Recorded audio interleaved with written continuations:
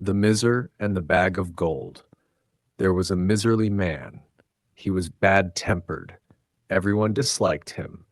People constantly complained about his injustice. Only his childhood friends stayed by his side.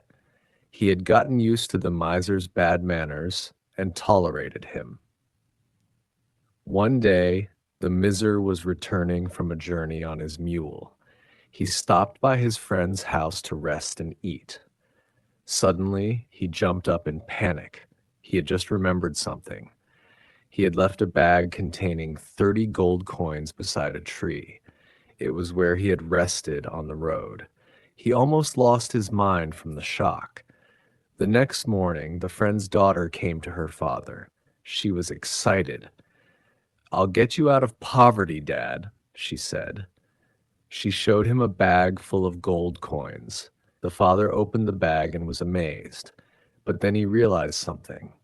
"This must belong to our friend," he said. "He must have forgotten it on his way here." He rushed out to return the bag. He expected gratitude, but when the miser opened it, he frowned. "No, this isn't mine," he said. "My bag had 40 gold coins, not 30. You and your daughter are thieves. I'm taking you to court." At the court, the judge asked calmly, "Are you sure your bag had 40 coins, not 30?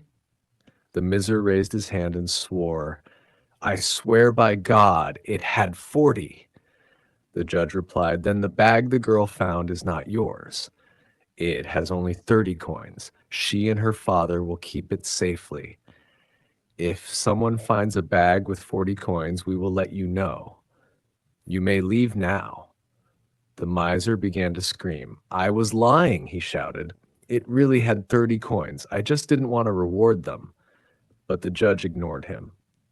He ordered the guards to remove the miser from the court. Moral: be honest and truthful.